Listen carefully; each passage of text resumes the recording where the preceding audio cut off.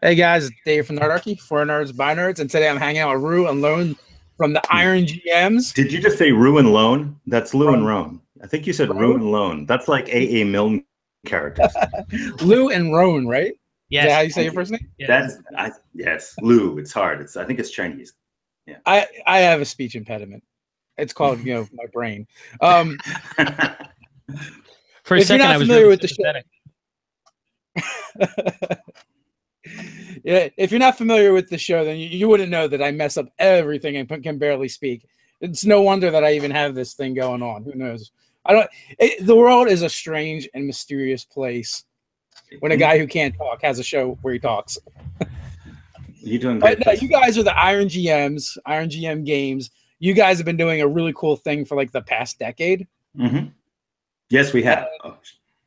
And I guess I first heard about it from Stephen Rowe, and he's like, "I'm an Iron GM," and he told me about it, and it sounds really cool. So you guys want to go into that a little bit? And guys, stick around because we have a really cool announcement that I don't. It involves D&D, and I don't think I've never heard this before. So this is really cool. Yes. All Lou, right. you want to elevate it Sure. pitch Iron GM for the folks? Absolutely. And Iron GM, we've turned role-playing game into a little bit of a competitive sport. We give out 3 secret story elements, a monster, a location, and a narrative situation. GMs have an hour to create an adventure, while players have an hour to make a character.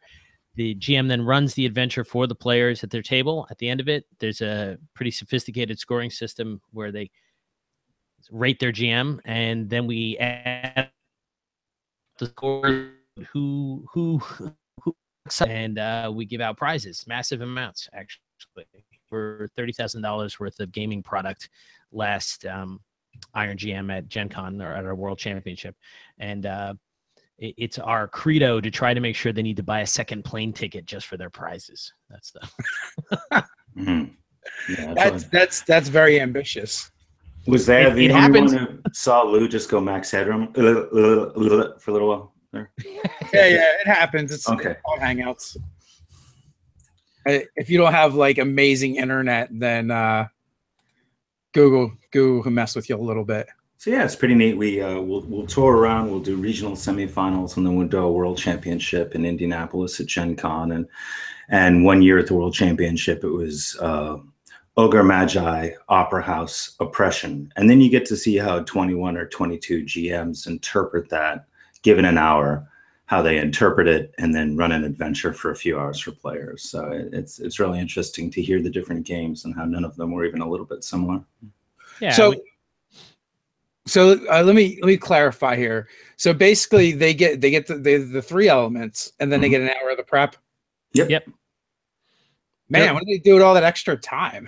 Well, it's funny you say that, because our 3-time Iron GM winner, the only person to do it 3 times, Eric Frankhouse, he will not stay in the room for the elements. He will go off and have a beer and do something really entertaining. What did he do last year, Lou? He had somebody sit at the table for him. Yeah, and someone who was specifically instructed to mess with him, sit at the table to answer questions as if they were him. The year before that, he had a cardboard cutout of himself with tear-off sheets that had answers to questions. And he just said, every time you have a question, just tear off the next sheet. And they were answers like, no way, and of course. Yeah, so he doesn't, and he'll always like send us a picture from the bar of him holding up a beer. That's how he prepares. So Right. He just walks directly into adventuring, has somebody tell him what the elements are, and then just goes straight. And then goes, yeah. He's a strange animal. Now, to guide character creation, GMs are only allowed to say 3 words. So they could say all high level, all magic dwarves, but they couldn't say all high level magic dwarves. Too many words. But they can pantomime.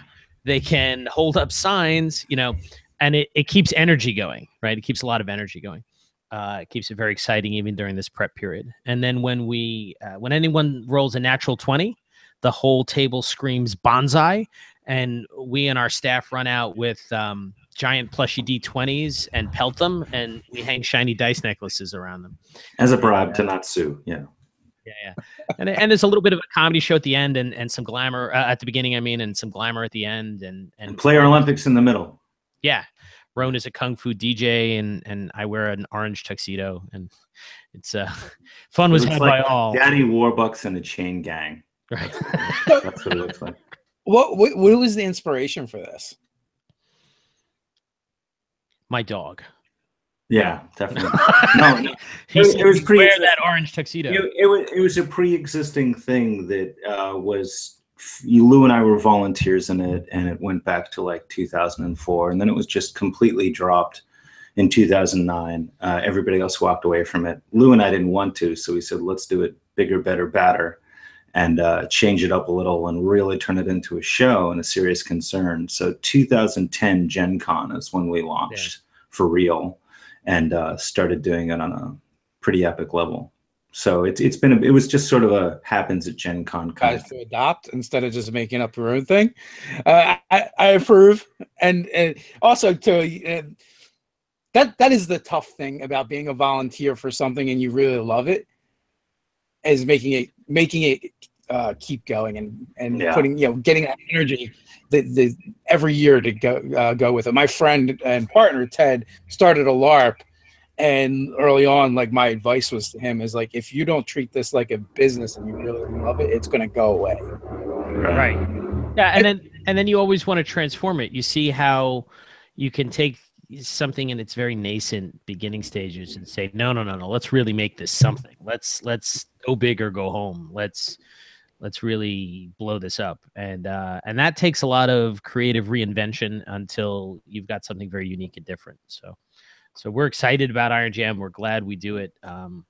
It's wonderful to get out to the cons. It's wonderful to get to the World Championship. And a lot of people say it's their favorite can't miss event at a con, which is just a huge compliment. And we're glad we're bringing that kind of gaming fun. Yeah. So generally, how many games do you have going at the same time? About 21, and then usually sometimes 22 if we have a VIP table going, where industry folks want to come in and, if you're playing and you're judging, it's unfair for a GM to find out suddenly that, like, the head of a publishing company that they love or a multi-time ENnie award winner is sitting at their table and they now have to perform for that person, right? That's an unfair stressor. So we keep a side table for those people, to come play. But it's 21 to 22. Nice. And each table could have like 6 players, even like 7 players maybe. How much do we go up to, Lou? Like minimum 6. Of 4? Yeah, it's 6 at the World Championship. Yeah. But it's been a long time since anyone panicked and cracked under the stress and ran out. That used to happen. Well, that used to happen. Yeah, we had people have to stand up because the GM just said, I can't. I hope he's not watching. Right, I know. Sorry, dude. That was so sad. Literally, I was filming it that year, and that started to happen. And even though that would have been great agony of defeat footage, I just lowered the camera. Like, oh, I'm sorry. I can't do that. I don't want to. This is the video you never want to see again. So I never posted it. Oh, that's brutal. So now you do multiple cons with this. Now, is it you have to go to all the cons and then to the grand finale, or is each event like self-contained? You want to take that, Ron? Well, we do. If it's an Iron GM regional semifinal, we have to go. We're there. We need a PA system. We do a big show, but we also have an option that's not affiliated with the tournament per se, which is any con or even a store can run an Iron GM local. And if you go to irongm.com, there's some sort of tab that says, how can I do this myself? And an Iron GM local just means you provide your own prize support. You come up with the elements. We're there for consultation, and we'll give you a shout out on the page, on our Iron GM page. But that's a way for smaller cons or stores to save the money of not having us out, not be on the hook to send the winner to Gen Con, but people can still have the Iron GM experience. And the people who do that sometimes do go ahead and go to Iron GM to see how well they'll do. Yeah, and that's a free license. So anyone who wants to run an Iron GM local using our Iron GM local brand and our methodology, they're welcome to that. But like Ron said, if we go out to a con and it's a regional semifinal, then the con has committed to sending their champion on a cost-free trip to Gen Con to compete in the World Championship. But you don't have to do that. You can sign up at the World Championship and just come in to compete against people who have fought their way up. So how many events do you guys run a year? Well, it depends. Yeah, it does vary. We have a bunch of recently we have a bunch of requests to go around, so we just have to sort through. But in some years, we're going out to LA or out to Phoenix or up to Calgary or Massachusetts, New Jersey. So if you're a con owner and you would like to know more, we will happily send you a sell sheet. Nice. Where did you go to in New Jersey? Since that's my hometown. We went to Morristown. That was DexCon, wasn't it, Lou? Yep. Yeah, DexCon. We won at DexCon. Cool. So that's pretty exciting. Who was your winner for this past year? I imagine you guys did it at Gen Con, the semifinals. This was the third win for Eric Frankhouse. Yeah, at the World Championship at Gen Con. Yep. Yeah. At some point, do you retire the champion and be like, you got to give someone else a chance? I don't think so. No, I don't. I'm sorry, Lou, but it's like if you've got a guy who's always placing first or second, usually once third. And I guess once third, that's a table that's going to have a great game. So because people are paying to play in the World Championship, it's not it's not dud GM, you know. So if you've got a bunch of people that consistently do great, you don't want to lose them. And wanting to okay, so you say, shouldn't you retire him? Well, Eric Frankhouse is a bit of a heel, you know, like a wrestling heel. And when we've had him on the the Iron GM podcast, he said things that incited this one guy in the hinterlands. Sorry, Chris, you live in the hinterlands. Chris Pierce is like a young man listening to Eric Frankhouse boast and brag, listening to the Iron GM podcast going, oh, I'm going to take him down. I'm going to take him down. Right. And so he starts coming to the regional semifinals, and there's this bright-eyed, unblinking guy who comes up and goes, how did I do? Can you tell me how I did? And he doesn't win that year. And he wins the next year, and he goes to Iron GM World Championship, and he gets a perfect score. The first time we had a perfect score. So Eric Frankhouse coming back and being like a bit of a villain, being a bit of a scamp, yeah, exactly. Yeah. That made another guy like, oh yeah, I'm the good guy here. I'm going to fight you. And so, and that guy right now, Chris Pierce, is about to run for charity. He's about to run we announced it on Iron GM, or we're going to. He's about to run a 24-hour for Extra Lives charity. He's going to run a 24-hour game. It's going to be live streamed. So he's a real sweetie. Eric Frankhouse is actually a super nice guy. He's it was awesome when he won. He called his mom. Like we got him on video calling his mom. Mom, I won. It was awesome. That's great. So now, like, if I ever compete, and since I know his MO, I'm going to have to send him to the bar to keep sending him shots. Yeah, no, definitely. All right, what are the ingredients? I will show you what a heel really does. Right. I'm still waiting for one time for his table to just come up with something, you know, like we're all halflings, elephant riders, you know, who hate bumblebees, like something like he can't possibly. You're suggesting Eric couldn't roll through that? No, you're right. What are you talking about? The best bee-keeping, elephant riding, gnome adventure ever. Yeah. I mean, like, so it starts off with you guys all getting hit with a shrink ray. So your elephant. Yeah. So, hey guys, if you're just joining us, we've got Rone and Lou from Iron GMs. We've got a couple announcements today. One of them is really big, and it's something that has to do with gaming in general that I've never heard of. So this is gonna be a lot of fun. So hang in there. Right now, we're talking about the Iron GM competition you guys run, which sounds amazing. TrueMate wants to know if you guys hit many cons outside of the U.S. There's some cons down in Brazil that have written to us, and we've talked to a con in the UK, but nobody's pulled trigger. But we would certainly love to go to cons outside the US, except for Canada. Yeah, I mean, I said Calgary earlier, so I was just thinking people. But thanks, Lou. Yeah, and I will bring up a point that we always have to like remind people. Like they're always, why don't you get Matt Mercer on your show? I'm like, I don't know. Why don't all you guys that want him on the show ask him, and then he'll be more inclined to come on the show. Me asking him is just like one of 50,000 people asking him to come on the show. It's the same thing for you guys. If you guys want to see them at a con, you want to see this at a con, go to the con and be like, hey, we want an Iron GM competition. That's the way. Absolutely. Yeah, we always say that. Like, how can we get you here? Well, there's people running the con. They're responsible for the budget. They have to figure out if we're like a, just a good, especially for like a newer con, but one that's like at least has like 1,000 people, because that's about a sweet spot. 1,000 to 2,000 people for a regional. That's the minimum. Yeah, that's the minimum. Below that, we're probably just not right for you, nor are you necessarily right for us. But yeah, if you're starting an RPG track, even at a Comic-Con, we're a pretty big event to hang. Like, we want to start doing RPGs at our Comic-Con. How do we do that? We're a great event for that. Nice. People will keep coming back looking for RPG. Conrad 2261. Any plans of coming back to Massachusetts? Yeah, actually, February, Total Con. So there you go. Bam. What is the upcoming lineup? Right now, the only thing that we're about to sign on the dotted line is Total Con, and we expect some others to roll in before next Gen Con. But since they're just in talks, that's what I'll say. Right. Nice. So you guys also have a company. You guys make games.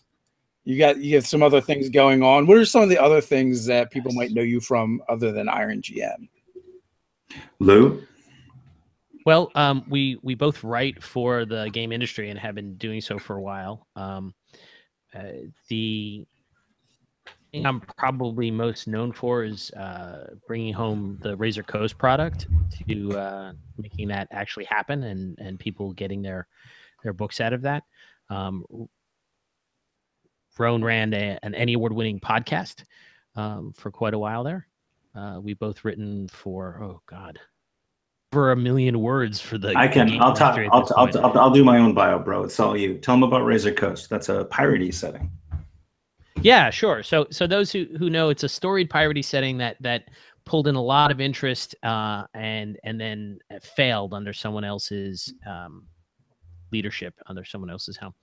And I knew the guy who had failed at it and had problems, and he really wanted it to happen. So I hand it over, buddy, and went out and cut a deal with Frog God Games to not only get the setting published, but to get it into the hands of everyone who had originally backed, so that no one would be left out. And you got him paid a lot of money. Yes, and then I got him paid so that he could get all his costs covered. So it was a win-win all around. This setting that the fanship had really wanted turned into 5 books. It turned into the core Razor Coast book, a player's guide, a book of adventures, a ship-to-ship combat book, and everyone who had put money down originally and thought they were never going to see a product, the Frog God was willing to give them a book. So everyone got covered. In the end, we got nominated for 5 ENnies. The Heart of the Razor, our book of adventure, won Silver ENnie for Best Adventure. And that was the first time I had the joy of editing and developing both Owen Stevens and Richard Pett, along with Gary McBride. So Lou, if I may ask a follow-up question, you've written for a lot of... Oh, please do, Rone. You've written for a lot of RPG companies, as have I. We've done adventures together. But you also have a fiction novel out from Wordfire Press called... Yes, called Club Anyone. I have a cyberpunk novel out that is currently available and readable. Wow. Well, you can read that novel. It does exist, technically. No, that's a cool story though, because that's really I need to give it up to Rone here, because like many RPG writers, I've had the fiction bug, and I think he got tired of hearing me talk about wanting to do it. So I get a phone call from Rone, and he says, "Hey Lou, so Gunmetal Games is cyberpunk setting. If they hit a certain stretch goal, you're going to write a novel." I'm like, what? It's like, yeah. Oh, and I think you might even have been on the same call. I can't remember, but you look like, oh, look, they hit the stretch goal. You're writing a novel. he basically put his foot on my butt and just kicked the little birdie out of the nest, right? And I'm falling down, like, I'm writing a novel, and I'm like, life is really kind of difficult right now. And he's like, whatever, just put that in the novel. That's what I say. You're going through hard times. It's just fuel, baby. Be inspired. So it is. Yeah, yeah. So what I'm really hearing, though, you've written a book and you're also like an RPG Kickstarter superhero that like rushed in and saved the day, which is pretty cool. That's embarrassing. I'm getting red. Yeah, well, I guess so. Yeah. Yeah, but you know what? How many people have backed things on Kickstarter and they never got the thing? Right. And they've been burned. So like, no, that's amazing. Like you saved the Kickstarter experience for that whole project for all those people that was a wound. The Razor Coast thing was hitting the forum boards in a big way and social media in a big way. That was a wound. That was an early big miss and really hurt the faith people had in Kickstarter. So for Lou to turn that around and make sure that people who were out money got book or their money back was pretty incredible. That was some heavy lifting. Yeah, I wanted my friend to be able to write again, and I wanted people to get what they paid for. That's pretty simple. I think someone owes you a life debt now. Yeah. And as for me, unless you want to keep going, Lou, you're doing a great job. No, I'm No, it's time to move on to Rone, or we're never going to get to the big announcement. Never going to get to the big announcement, right? So me, when I was a little kid, before any of you, I was playing D&D from age 6. I'm much older than you think I am. So, and I was playing D&D from a wood panel box set, and I sent the first thing I ever wrote at age 17 out to Dragon Magazine, thinking, "Oh boy, I'll get rejected and I'll be a real writer." And what came back to me was they accepted the first thing I ever sent out. Dragon Magazine bought the first D&D article I ever wrote. But it's interesting because I'm friends with Roger Moore on Facebook now, who was the editor-in-chief at the time, Roger Elwood Moore. And I don't think he liked the article too much because he sort of said so in the margins. And then Robin Jenkins, associate editor, whatever, assistant editor, is like, no, really fights for it. This Robin Jenkins, really nice. And then eventually he just the black ink gets beaten down by the red ink, black ink, red ink, black ink. Finally, okay. So thank you, Robin Jenkins, whoever you are, wherever you are, you launched my career and my confidence. And so I'd write some more gaming stuff, and then eventually I went off to write other things, sold a screenplay, started some businesses, got a bit away from gaming, but I was one of those lay gamers who still like subscribes to Dragon and Dungeon and buys the things just so I can read them for the campaign. Oh, life will never let me play again, decades go by. And then I say, I want to check out these Paizo boards. They're putting out a version of Dungeon and Dragon I really like. And I went into the forum boards just to get back into it. And a group called the Were Cabbages that was just forming at the time, a writer's circle, saw one of my ideas. And I would later see they debated on whether or not to just steal it from me. And instead they didn't. They did the right thing and they invited me in. And there began the Were Cabbage writing circle experience for me. And thanks, guys. Thanks for not being awful. And that was incredible because then I got stewarded by some bigger names and Lou would eventually join. That's how I would meet him. And through that, I met Ed Healy and we started the Atomic Ray podcast together, which was oft nominated for ENnies and did win a gold in 2010. That same night, unexpectedly, a book that the Were Cabbages had worked on, we, 6 of us or so, we won a gold ENnie for Best Electronic Book for the Great City Player's Guide. After that, I'd continue to be nominated at the ENnies or just open their show with a musical number. I'm a song and dance man. And I do a lot of other things. Lou, you're going to have to step in. What can we even talk about? We're so NDA'd on so many different types of media things. We have a television show in development. We can say that? Yeah, we do. Yeah, we can say that. We can't be specific, but we can say that. To do with, we can say the general nature of it, like one word? No? Entertainment. Okay, we're that NDA'd. Okay. Yeah, no, I didn't know. Lou's much better. His legal acumen far outshines mine.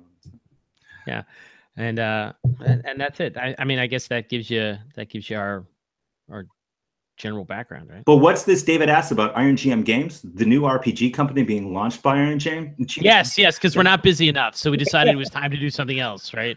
So, but before we get into that, right, or as you guys start that, let me go into roll call, find out where people are chiming in from. Why they chime in, you guys go ahead. Okay. All right, Luke. So you were just talking about our vow of poverty that we're about to take. Yeah. We decided that we've both been affiliated with or working with or writing for Pathfinder games for a very long time. We do some work with WotC.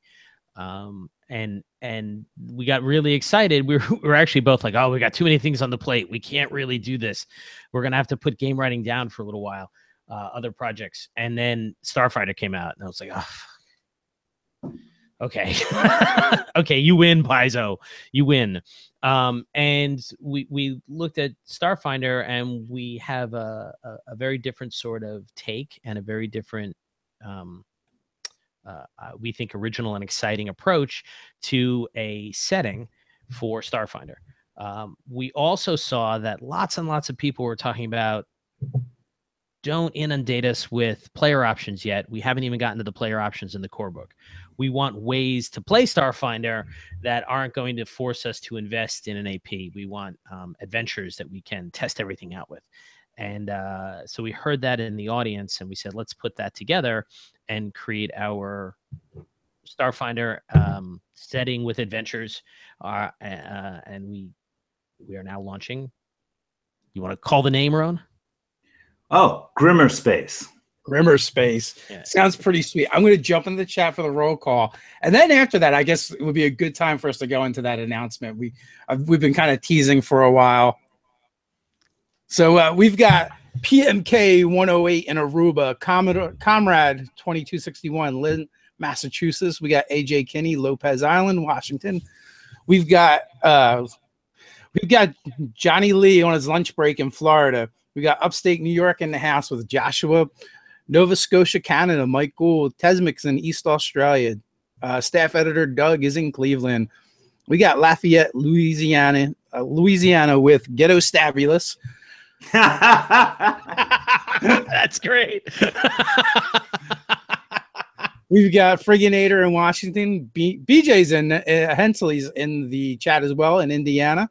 We got Rita Ricks in Miami. Paul is in Pittsburgh. We got Missouri with Ranger Roy. Fort Lauderdale, Florida with Andrew Orwin. We've got Zareth Gaming in Dizio, New Mexico. Santa Barbara, California. We got Sean Prue-Prue's in Denmark. We got Dano No Mouse 5000, Seattle. Jinker GM, Atlanta. New York with Wilder Smith. We've got Madison, Wisconsin in the house with Brian Davidson. We've got Aldo 101 in North Carolina. We've got Geek and Undies, Circleville, Ohio. We've got Satori Shin, Skyreach Castle above Khmer. Seattle, Washington is in the house with Aaron. TrueMate is in Wales, UK. We've got Chattanooga, Tennessee. We've got Pokemon for what? In Manitoba. What's an Iron GM? Well, you'll have to go back and watch the of the recording. So people at this point are probably dying to know. And this actually, you got the phone call while I was on the Hangout before we went live, and we were just prepping for the show. So do you want to announce what one of the things that Grimmer Space is going to have that no other RPG at this moment can boast? Oh, sure. But I should probably tell Lou. Hey, Lou. What's going on? What have you done? We have a creative consultant on Grimmer Space. Famous actor and author Wesley Snipes will be coming out of the closet to show that he is a hardcore gamer, likes that Pathfinder, I think likes that D&D, and he is going to be a creative consultant and developer and help us with our stuff and really put in his own flavor. So yeah, Wesley Snipes is a gamer. Another one for our side. Yeah, that is so cool. Like, I need to see him and Vin Diesel at a table now. Like, how about we at an Iron GM? Oh, there we go. No pressure. No pressure, GM. Good luck with that, right? Yeah. Oh no, that's fantastic news. Wow. That's yeah, so whatever, we got a game, you know. Right. It's got details. But we do it's unfathomably wonderful that he's going to work with us. You know, obviously that's been something we've been hoping for. So to hear that it came home is just fantastic. Now, how did that even happen? Like I said, like I've never even heard of this. How did you guys even, you know, catch the scent of the fact that he was a gamer? Aren't we NDA'd on that? No, I don't. I mean, there's going to be an article written about it by said person who's going to bring him out of the closet fully in an article. I don't assume. I mean, I guess we can just announce it afterwards and find out. But that's fine. If you can't talk about it, I just don't know. He raises the question. No, that's fine. But you know, but we all know who did it. All three of us. Yeah. So you guys have raised more questions than you've answered now. All right. Yeah, Wesley Snipes. Tell me more about Grimmer Space. Yeah, you know, David, in the future, when you have a huge announcement, I know you like to pull your audience along, but you should have let us talk about the game before we announced Wesley Snipes. Right. Everyone's like, whatever, your game. They're walking out of the theater now, dude. Yeah. But it's 10 minutes in. The only way they can get what he writes is by backing the Kickstarter for your game. That's brilliant. You're right, because they would have tuned out after hearing this idea. So let's talk about it. In the description, they can find a link to sign up to you know, be on the list to find out when this Kickstarter launches.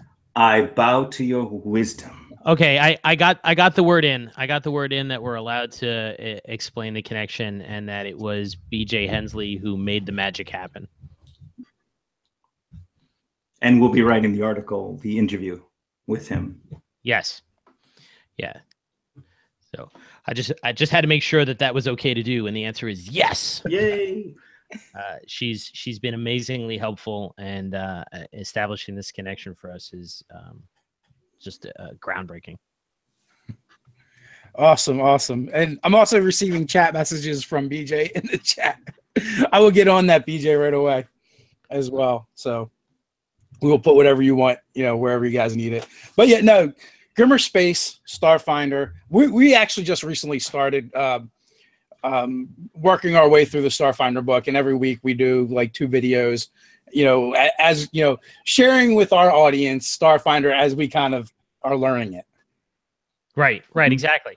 And we wanted to create a setting book with a unique flavor that also supported that effort, which is why we focused on presenting our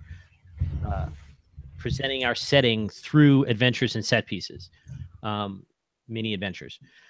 And these are adventures that can be played setting agnostic, or you can play them with the unifying Grimmer Space flavor, and you'll get a lot out of them that way too. But you can just take these right out of the book, and like I said, they're system agnostic, so they're immediately usable even if you're in the particular galaxies you're playing.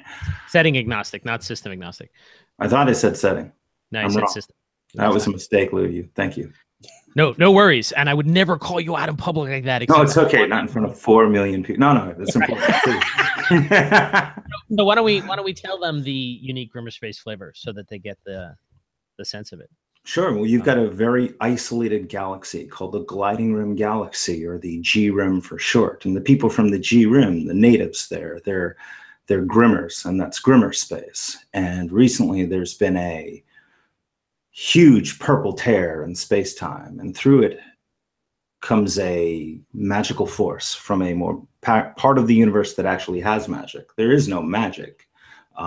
And yet now there is, as long as it's close to this rip called the Seethe. And through it come these things you can read about called the Sunder Mages. And they're very epic. And they have an army that they pick up once here called the Hodrak. And what our setting allows you to do is pit cold, rational, hard science fiction against magic in space, gnomes with blasters. You can decide what side you want to be on, but we've sort of said that the people operating magic are, for the most part, with the bad guys. These people are not, the natives here of this galaxy are not new to threat. Their galaxies, this beautiful plate, only the spiral goes down into what's called the gyre. Terrible things come up from the gyre. So there are these creatures from beyond they're having to deal with in increasing numbers as they flee something coming up after them. So they're pretty hardy, they're pretty tough, but magic is a strange new thing, and for many of them a very terrible thing. And that's part of what defines our setting. It is science versus magic. Right. So if you're a character or player living in Grimmer space, you know, at the start of our setting, you don't know that you've been invaded by magic, right? That's something like, what is that astral phenomenon? Like nobody, you know. By the time our players have finished dealing with alien horrors from the depths and strange polyps growing in their neighbors that are taking over a space station, or any number of staples of alien horror and the very unique things that we invent as well, by the time they've dealt with that stuff and they get to the Sunder Mages, well, those players are not going to be the pushovers that the Sunder Mages and their army of Hodrak minions, you know, are hoping.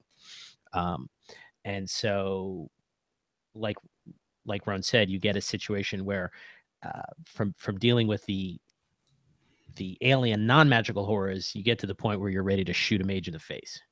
You know, so that's kind of the essence of it.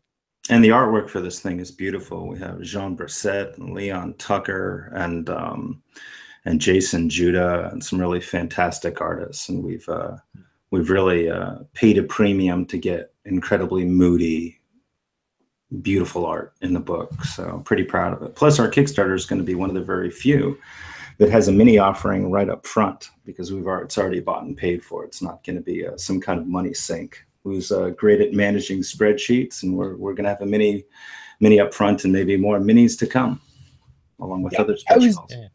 I was looking at the at your website, and you know, looking at some of the art, it is amazing. These are the couple pieces that are on there that I saw. The giant bugs with blaster rifles. Oh yeah. The Agenos. They're actually almost a remote controlled species that can get boxed up and sent out to do the dirty work of whoever happens to own their crate and their controls. The problem and the issue with them is that as the embedded AI electronics get used more and more, those blaster wielding bug creatures become more sentient and therefore more questioning of their entrapment, and to use them too much is to threaten losing control of them. At some point they just go, Operation Shield my ass. Right. Sure. And these my cloaca, to be more accurate. And most of the art that we got has not been posted yet. We have some really incredible stuff. The mini will actually be of one of the Hodrak, and the Hodrak actually come from the Gyre. They come from far away, and they were a warrior race that lives on a high radiation, high gravity planet. And what they have is natural bone plating. Very, very cool. So they basically have the equivalent of armor that because they're so strong, they can carry it like it's nothing. And because there's so much radiation in their planet, it chelates out through the bone and makes the bone sort of alloyed with heavy metals. And so when you see one of those things running at you, it's just a nightmare. And they're not running just one at you. They're running a few hundred probably. So they are absolute world stormers. And that's going to be the first mini release, will be a Hodrak warrior. We'll have pictures up as soon as we launch our website of the actual mini. We just saw the green. It's quite fun. Yeah. And it's, and of course, one of the setting mysteries is these guys are so horrifically world storming. What are they running from? Right. Nobody knows what they're running from. And the interesting thing is that they bumped into the Sunder Mages, and through a series of cultural quirks and the genuine power of these recent magic invaders, they said, oh, maybe these are the guys to stop what we're running. They have prophecies. They have, a belief system. And the Sunder Mages, these very strange creatures that have just come through the rip, the seethe, they seem to be exactly what the Hodrak have been waiting for. The messianic characters who would come and lead them on. And there's nothing to suggest that they're not right. Right. And that's our backdrop, right? So in our core worlds, where we expect most players will be from, in our core worlds, you've got 5 star kingdoms or 5 polities that are all very unique in flavor, all evolved in a different way for dealing with the dangers of Grimmer space, all have slightly different racial attributes or characteristics that you can apply to your characters when you want to be from there. We decided not to go into a real blown out, unique character, race, class, skill, feat book just yet. Now there are new races, there are new classes, there are new themes. There's like one or two new classes, a new theme. We have that in there enough so that you can make yourself uniquely Grimmerspace if you care to, but we really wanted to focus on the challenges of living in these worlds, adventuring in these worlds, and then eventually dealing with the impending threat. That said, you can play a no magic campaign in Grimmerspace quite easily, because you've got the crux worlds at the center, and then you've got the worlds on the edge. The edge is the edge of the galaxy, and then going down the gyre, which is unexplored right now. Right. Yeah, you can. So we were also creating a setting that you could play, like Rone said, no magic. You can play it low magic, and if you want to, you can play all the existing Starfinder races with magic as well. It's just going to be seethe influenced magic, or seethe. Because that's the rip through which magic pours. So you've got these classes like Solarian and Mystic, and those are the thing that's powering those is now going to become the seethe. Right. In our setting, this huge purple, you know. It sounds pretty epic. You know, it sounds like a lot of fun and a different twist on some of the Starfinder thing. And it's funny too, because our group tends to play more 5e. So you're like, well, there's only a couple new classes and, you know, not as many new races. Like, so we don't get a lot of new content in 5e. So it's like that, like we hope to see that like once a year, you know. So you're like, so for us that's a lot of new content, you know, for other systems. Gotcha. Well, there will be a fair amount of equipment, because if you're creating a setting that is in, you know, that magic is new to, and that magic is a source of a thing you can't understand, that your sensors can't make sense out of, you know, that is an equipment heavy world, you know. So that's we do expect there to be a fair amount of new equipment. And we also expect that we're going to be introducing some very simple rules for resource and spaceship management, right? Starfinder uses the drift drive. Our non-magical world has not yet discovered the drift drive. They've got something else going on.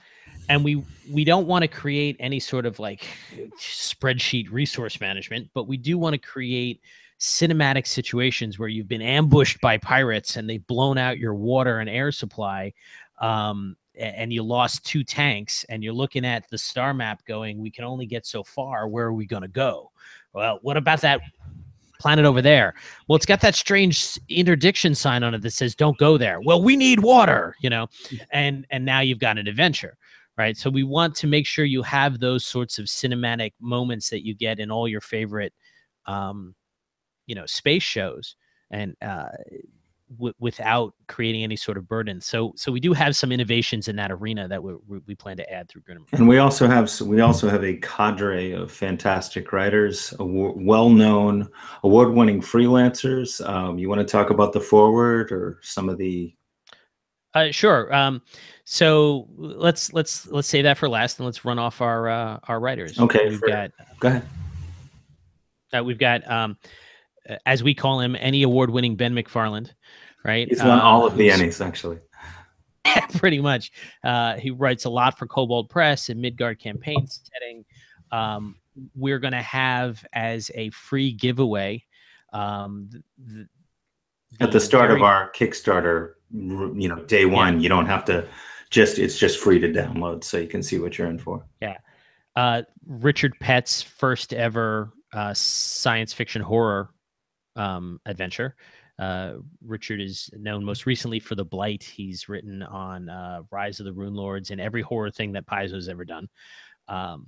We have Greg Vaughn will be writing an adventure. Greg is again famous for Rise of the Rune Lords, Slumbering Czar, any number of large adventures. He's also responsible for killing more of my player characters than anyone else, but that's another story.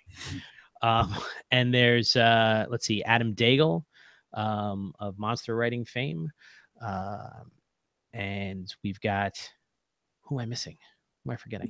You're missing. Hold on, you're missing a few. Well, there's us too. I mean, we're writing. Yeah, well, we're Rone and Lou. And then we've got cameos from B.J. Hensley, and we also have. Little did you realize that one of your favorite, if not your favorite, artist for Dragon magazine covers, Larry Elmore, is actually a gifted science fiction writer, and he'll be writing for us too. Larry Elmore. That's right. That's right. And then Jason Bullman, the creator of Pathfinder. Yeah, I forgot about Jason. That guy. Give that guy a chance. Right. Yeah, we're his debut in adventure writing. No, he's gonna write one of our adventures in the book. And then Hal McLean will bring on as well. Hal McLean's just a great writer. Yeah. And so it's very much an all-star cast of writers who are going to contribute. And forward by Eric Mona, publisher of Paizo Publishing. So you guys definitely are not lacking for talent on this project at all. Not even a little bit. It's almost too much talent. These books are going to need to be locked so they don't burst open with extravagance and flavor. I think you'll have the book at home, and in the morning it'll be on a different shelf. You know, it'll flip open. So where are you guys drawing your inspiration for on this one? Nerdarchy. We watch every episode and we steal delicately. Yeah. That's why you didn't notice. You know, I mean, we're all influenced by movies and television, right? You know, we all want our games to be as powerful or more powerful and immersive than the films and television shows that we've grown up, and the books, of course, that we've grown up loving. So, you know, there's a list of movies we could rattle off. I think Rone recently turned me on to one called Pandorum, which I loved. You know, there's a host of television shows from, you know, Dark Matter to, you know, everyone loves Firefly, of course. But I think what we're really doing more than anything is digging deep and trying to bring the original, not do the standard tropes in the standard way. Yeah, I wouldn't say, you know, Lou will tell you this from the beginning. It's an old saying, if you're going to make a Western, either make the best Western that's ever been made or make the Western that nobody's ever seen before. And I more gravitate to making the Western nobody's ever seen before. So for me, originality is important. And when people say, well, there are no original ideas, I always say, then why are all of you stealing mine? Yeah, that's... And what usually happens when Ron and I work together is I'll be like, all right, how about this idea? And he'll go, yeah, I saw it in this movie, in that movie, in this TV show. And I'm like, all right, how about this idea? Yeah, I saw it in that movie, this movie. Yeah, that gets people really mad. Nobody likes the encyclopedic knowledge of a plot character. And then by the time he's pushed me to get through my third or fourth idea, the fifth one will come out and we'll be like, ooh, that one. Advice to game writers. When something seems oh so right, oh so quickly, it's probably because you've heard it before a lot. That is sound. I've ripped off other people unintentionally many times. There's a word for that, isn't that the unintentional duplicate? Cryptomnesia. When you do it, cryptomnesia is when you honestly believe that an idea that is not yours is yours. And I find that I am the victim of other people's cryptomnesia quite often, where I literally have to open it up and go, no, me, I wrote this to you in a letter. So yeah, cryptomnesia. I was once sitting, just to give you an example, I was sitting at Gen Con on the last day, and a guy walked up to me and said, you know what's a problem? And I can't really name the app because he's a famous game designer. I can't really say what it was, but he said, you know what's the problem when you come to Gen Con and this? And all he did was say the problem. And I created the exact invention that you could build, and even said the company that could make it and what they'd make it for, even though it's never been made before. And he said, and they could be in different colors. I went, yeah, you could. And then he goes, I'm going to put that on Kickstarter. And I just slapped the chair in the Omni lobby and said, well, that happened, and walked away. Because that's the fastest I've ever seen somebody steal all of my work. I mean, usually it takes like just a couple of rotations, you know, 2 weeks, 3 weeks before it becomes completely somebody else's idea. But it happened in real time within about a minute and 20 seconds. Pretty incredible. Did it go to Kickstarter? I honestly, I don't care what he does. I don't know. No, because he said here's a problem, but that's what an inventor does, right? That's what an original thinker does. Somebody says here's a problem, like, hey, my elderly aunt can't open the window. Well, that's just naming a problem. The person who comes up with a special ball bearing system that lets it happen, that's the invention, right? And sometimes I think people, they overascribe the importance of listing what the problem was, you know, and then think, well, it's my idea because I said there's a problem there. Yes, but then I came in and gave you the fully developed solution for a problem. That was actually me. Right. I have butted heads with many of my partners over the same thing. It's like, you just told me all the problems. I didn't really mean unless you have the solution. Bringing up the problem isn't even, there's no point. Right. Yeah. So we're going to be watching. Go ahead. Sorry. I was just saying that. No, I agree. You're absolutely right. You know, it's the magic happens when you can match up a solution to said problem. Yeah, there you go. Right. That's the value. So yeah, and then execute. Right, and then execute. That's the thing. Yeah, you can have the best book outline in the world. I've got a great book outline. It's the best book you'll never read. You know what I mean? So either I write it or I don't.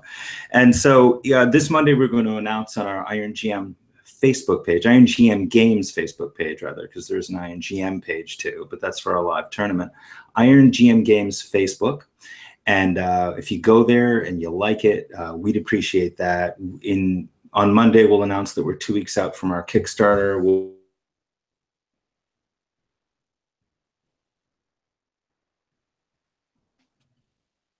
download the Richard Pett adventure, which will be free. And all that information is actually right in the description to the video you guys are watching right now. So I'm an idiot. You can just go there and click. We've got your Twitter, your Facebook, and the website, and you can put your email address in. And I imagine you guys will, you know, notify them right through their inbox what's going on and when. Yes, absolutely. Using the computer. So I was thinking when you guys were talking about we want to do stuff that's all original, has never been done before. What a huge obstacle, and also quite a pretty impressive claim to make as well, because at times it does feel like everything's kind of been done. You're just kind of, you know, you can put a different spin on it. You can, but I've sent some of our writing to artists, including some pretty well-known artists, and one of the things I'm hearing back is that we're kind of blowing up their heads, and they're like, and then they're sending us back things that look like such masterpieces that were like, yeah, this guy got it. You know, this person saw what we were trying to say, and they've created things that are epic and reverent and haunted and beautiful, and on a scale like it's things you won't see in Hollywood films. So I think the art will certainly back up, especially the art soon on its way, like within a week or two. The art's really incredible and shows just the majesty and the tone and the flavor of Grimmer Space. It's definitely got a look. I'm excited to see that. And honestly, you know, I am not the biggest fan of Pathfinder, but when they released Starfinder, the thing that really like sold me on it was the art. It's like, yes, without that, I don't know that I would have picked up the book and started looking at it. But even like from other third-party companies, like the art that is coming out for Starfinder is just fantastic. Yeah, and we had an accident happen. We had someone send us some artists. We're on our artist hunt. You know, some of our friends are also, you know, artists, and they're looking at things and like, how about this guy? How about that guy? How about this lady? What do you think of her? You know, and we're looking at the art, and we say, "Ooh, this person. We want this person." So Rone contacts him. He's on board. He's doing a number of pieces. Right now, he'll be doing more for the book, and we're like, yeah, that was awesome. And then someone's like, you know, he does a lot of the Starfinder book art. I'm like, what? So we accidentally found one of the Starfinder artists, sure, you know, core book artists, and he's been blowing our mind. And we also have just worth saying about art. Eric Frankas is actually doing the symbols for polities and doing map work for us, and creating a big galaxy map and doing some 3-time Iron GM. Eric Frankas is also great. He's a fantastic graphic designer and designer as well. So you know, yeah, it's gonna be awesome. Sounds and our trade dress came from Tiara Lynn Agresta. You may recognize the last name, but she did the Smallville game and some other stuff. And she said she did our trade dress. Yeah, and that's a funny story too, because you know, on Facebook talking to like one of my father's cousins who mentions that one of his sons is into gaming and goes to some convention somewhere, and then that turns out to be Gen Con, right? So I'm like, oh, well, there's some distant cousin of mine I should meet up. So I meet him and his wife, Tiara, only to find out that she's this amazing designer, book designer and layout person who's won awards in the industry. So it's like I guess it's in the blood or something. It's in the DNA, man. It's in there. So we're coming up on the hour mark. If you guys want to just final thoughts. This is perhaps the finest video cast I've ever experienced in my life. Yeah, we all know you're lying. No, I'm not. You can see the look of sincerity in these 3 eyes. Except I've got some shiny thing eating half my head. I think it's a monster out of Grimmer Space. I think I think next time I'm going to have to cover that up. You're going in the bestiary, Lou. You're going in the bestiary. So, guys, check Lou and Rone out. Find the links in the description. You did it. You did it. Lou, yeah. You didn't have to think about it. It was just there for you, baby. I'm so glad we could do this for you. You are really coming along, brother. But check these guys out. Follow along. BJ Hensley recommended you guys to me, and I knew that was a solid recommendation. And to be honest, I didn't even know what they were doing at the time. It was like on BJ's recommendation, that was enough. Why are you being so honest? Listen, this was just a favor. I would never, ever in my life. I'm so glad it worked out. We are always looking for people doing interesting and cool things. And if someone else can point me in that direction, I am more than happy to take that lead. Right and the unknown quantities are sometimes the best ones. You guys have been great to have on. And we get that cool piece of information that no one else has that I haven't seen anywhere else yet. You broke the story, brother. You broke it. Woohoo! Now someone quick go fix it.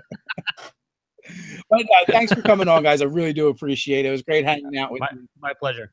Thank you so much, Dave. Thank you. Thank you, everyone in the chat, for hanging out with us today. So until next time, guys, stay nerdy.